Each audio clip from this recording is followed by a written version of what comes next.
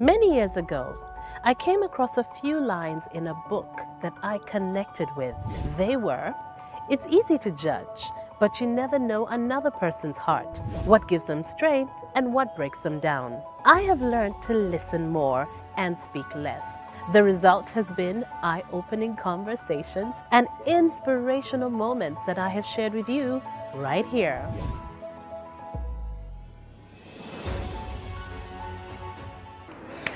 Hello and welcome back to my YouTube channel. I am Crystal Newman and I'm sitting down with yet another amazing personality on Crystal One-on-One. We're on location at Kampala Sheraton Hotel and this show is brought to you by Roke Telecom. So make sure you get yourself a Roke Plus package for home.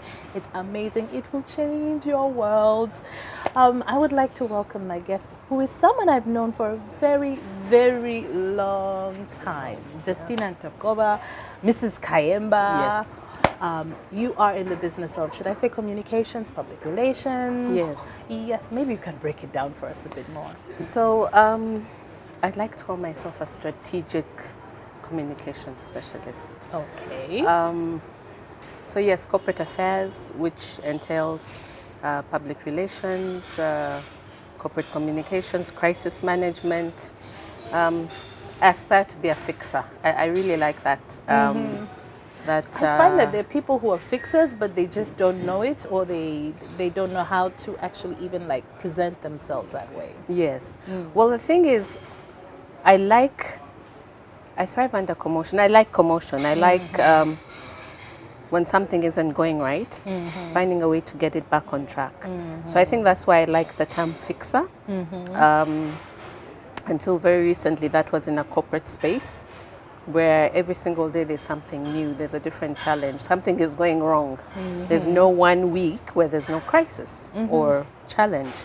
I like to be part of getting it from that point to where things are solved. So I really think I thrive under adrenaline. The whole, you know, You thrive under pressure. under pressure, the adrenaline rush, I mean. I really like that and getting things back in place. My people close to me say I like to arrange things, like to fix things. I'm about to start, you know? She was already telling me how to, Yes. I have a bit of OCD, I think. But I think we all do. I think so A too. little bit of OCD is healthy. Yes, it It's really is. good. But you talked about crisis management. There are not Yes. many people who say, like, I deal with crisis management and I thrive in that area. Because I think most people will try and run away. It's just stressful. Well, I think the issue is trying to anticipate before it becomes a crisis. Okay. But quite often, we come in when it's already a crisis. So I'm trying to get to that point where you are able to anticipate before any crisis happens. Because once it's in crisis mode, then you're cleaning up. Yes. So Just being damage control. Yes, damage control. What I've learned over the years is to be proactive. There's some things you can foresee and some you can't for the life of you. Overnight, something crazy can happen and you have to deal with it. Someone has to deal with it. And even if you're not the person actively dealing with it, which has been maybe the experience I've had, you have to be the face of that, the management of that crisis, if you know what I mean. Yes. So what it has taught me is to be calm. I've learned how to have that blank face. I mean, there'll be a building burning and I'm like, everything's going to be fine. And people are like, but the building is burning. Yes. So it takes time to be able to fake it till you make it. Yeah. I think in your last job, actually, that was kind of the position. You talked about sometimes you have to be the face. So Yes. a lot of people watching right now will be like, we know this face. We saw this face a lot. I mean, my last job has been really dealing with different stakeholders. The media, which can really, they can be good, but they can also be a bit challenging to deal with. And being able to explain to them the facts. I always say, give them the facts, the ABCs. People like to know. I'm also a firm believer in an apology. If something goes wrong, say sorry. say sorry, apologize, and then explain. Quite often people will forgive you in any space, by the way. I've seen that in a personal setting, in a work setting, even in a political setting, by the way. Quite often, if you're able to say sorry, And that's all people want to hear, really. exactly, say sorry, or I regret the inconvenience. There's some of those cliche statements, and then explain what happened, and then give them a promise of how you're going to fix it. I guess, yeah. I mean, Yeah. because it's about someone wants to know that someone is accountable. Exactly. Exactly, and it comes from a point of strength, I think, in many cases. Yes, and also, I mean, think about it. If someone wrongs you and they, first of all, they're quiet about it, they don't acknowledge it, you get more pissed off. Huh? But if I come to you and say, Angie, well, I come and say, Crystal, I did X, Y, Z, and I didn't mean to hurt you, or whatever setting, be it family, be it in your marriage or whatever relationship you have, if you apologize and then explain yourself, and then you're able to move on from them. Of course, it's not that easy. I'm not trying to make it seem like a piece of cake, But especially. that's a good start. It's a good start. But of course, that would depend on what industry, if it's highly regulated, if you've broken a law or a requirement, it becomes a bit more tricky. Yeah. But I think the foundation is to always be clear. When you start to try hiding things, and then you can't keep up. You can't keep up with that. Yeah. So, Justina, you're Ugandan. Of course, yes. When you say of course, you might not be. 100% Ugandan. So UG. So UG, yeah. So where were you born? I was born in Uganda, in Mulago. Okay. I won't mention the year. But yeah, I was born in Uganda.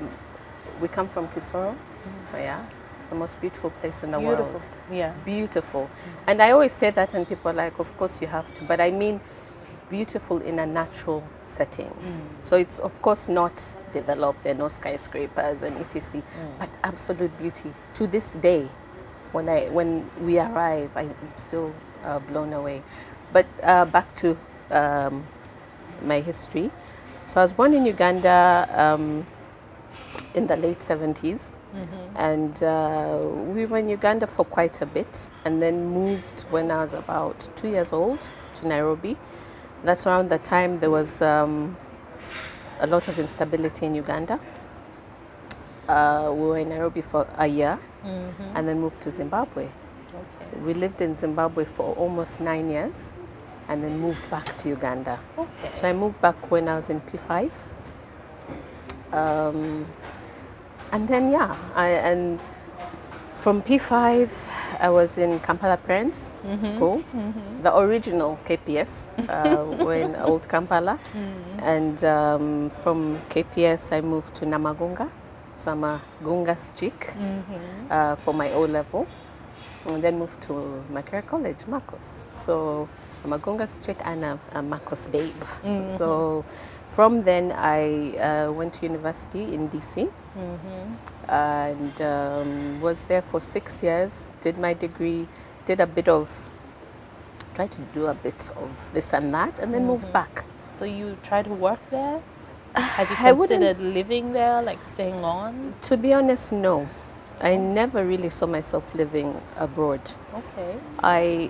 I've always loved Uganda as a child, as a young adult, even now. I don't see myself living out of Uganda. And for me, it's home is home. Huh? It doesn't matter how lovely a place is or how developed a place. We have our issues, obviously, but this is home. This is home. This Is it is also home. because maybe family is here and you have very strong ties to family? That's a very large part of it. I'm very close to my family, and I've never really wanted to be away from them. I don't know if, they say home is where the heart is. I think that works for me. That applies to you. That huh? applies to me, yeah. And back in school, what kind of student would you say you were?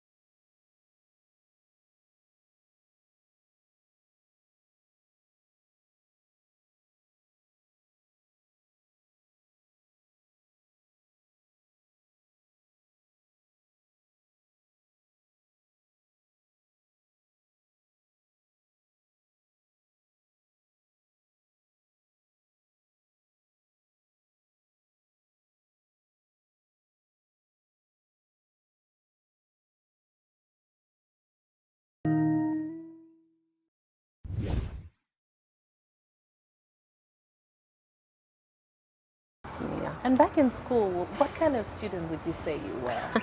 Because I mean, I met you in Makerere College. I can say cheeky is definitely one of your qualities. So I hear. But what kind of school were you, I mean, student were you? Were you like academic or sporty? No. I was a bit of a mix. Some people found me reserved, but also very cheeky, as you say. Stubborn, cheeky, whichever word works best. But reserved. I've always been a bit, it takes me a while to warm up to people. Once I know you, I'm very free with you. I open up. But when I first meet someone, I'm a bit guarded. And that's just how I've always been, even as a child. Okay. In school, I did quite well, I must say. I wasn't very studious, but I did well. Primary school, I was a straight A student. In secondary, it was, here and there. I've always loved anything that where I interact with people, not sports, but I remember being on stage is something that was fun for me. And just being part of that whole, back in the day, we had that whole music, dance, and drama space. I don't know if it's there right now in schools. I actually need to find out. But that's where I'd come alive. Just being with people, expressing myself. The only sport I can say I was really active in was swimming. I love to swim to this day. Okay. I did competitive swimming at university. All right. But it just took too much of my time, so I kind of let that go. Yeah, I think that's it. Were you into art? Were you into music as well? Oh yes, I was into art. I'm an artist, strangely. I just haven't really nurtured that gift. I love color, so I'm not a fine artist. But I remember in school I did art in S4, batiks, tie and dye. I love use of color, sceneries, abstract art. That's my space. I still dabble in a bit of it, but stuff that I shelf like away. At home. Yeah, as a hobby. I love music, but a very strange mix because I love reggae. I'm a reggae diehard. I love reggae in every form. When did you fall in love with reggae? I think we pick up these things growing up. I love from roots reggae to lovers rock to dance hall to even the Ugandan music that has that, what do you call it, Yuga flow. I just love that genre of music. And then I love Lingala. I am a Lingala diehard. Oh my. Yes. Okay. My sister calls me Congomani. She says I must be the Congo connection of sorts. I love Lingala. And these days you can't hear Lingala much, which is sad. No, you don't. I mean, I remember back in the day, every party, even when we used to go to the club, the night would always end with like this long Lingala set. I know Lingala just songs. Before the slows. Yes. Lingala songs are like 10 minutes long. So halfway there you have to just forward to the next one. Then I love 90s music, right from the R&B to the hip hop. So yeah, I love music, but specific genres. Yeah. So you love music, but you're particular about Very kind particular. of what you like. Yes. I love jazz as well. Okay. Yeah. Okay. And in terms of family? Yes. A big family? I would say big, although I think it's average size for Uganda. I don't know. We're 6 children. I'm the 5th. Okay. 2 boys and 4 girls. And then my cousin who grew up with us. So we're 7 actually. Okay. Yeah, I would say we're 7. Very close, but very different. We've made an effort into adulthood to actually meet as often as we can. We have this tradition where not every Sunday, but most Sundays we go to my parents' home and just get together and break bread and just be ourselves. It's I like that my children are growing up close to their cousins, know their family. Yeah, and family is very important to me. Yeah, it's a great support. It's been a very great support structure for me personally. Yeah. And I like that you said you're making the effort, because sometimes we assume that because they're your family, you'll always be close. But I tell you, more and more people I talk to have no relationship, like Yes. almost no relationship with their own siblings or Yeah. even their parents. So Especially as you get busy, it's busy life, huh? You get kids, there's always something, or on the weekend you want to sleep in for whatever reason. tired. You're tired. It's really life can be a rat race where at the weekend or the time where you would be interacting with your family, it's not a given. You have to make the effort. You have to make the effort to pick up your phone and call. And now with WhatsApp, we're fooled into thinking we're seeing people. Because if I'm on WhatsApp with you every day, I'll assume I've seen you, but not necessarily. Yes. So, yeah, it's something I cherish. It's something I want to nurture, at least in my children. Okay. So you said 2 brothers and you have 4 sisters. I'll say 4 sisters. okay, Yeah. 4 sisters. All right. Yeah. And you're pretty close. Yes, I'd like to say that. Wasn't there a big gap though between like your older siblings? Well, my sibling who I follow, Juliet, there's a 5-year gap. So it's Okay. kind of like the first 4 grew up together, and then there was a bit of a gap. Then me and my younger sister Jenny, we grew up, Okay. like So would you say that you're closer to her, like you're super close to her? in a way, yes. I'm close to them all in a different way. My younger sister, for sure, we grew up together, as in all the kavuya and all the crazy things I did with her. She was my partner in crime. Oh, they were crazy things. Yeah, well, what would be deemed as crazy? But just being, the regular child, being naughty. I was a bit of a tomboy, I would say, in a strange way. I like to climb things. I would try to climb the roof. I Try can to- relate. Yes. Try to, not so girly things. And because she was my little sister, she would follow suit. Oh yes. To do So- whatever you did. Yes. So we're very, very close. And we understand each other quite well. But I'm also close to my older sisters because now, like the one I follow, I was with her in the US, my time in the US. I lived with her. And our kids are around the same age, so there's that as well. My older sister as well, she's my confidant.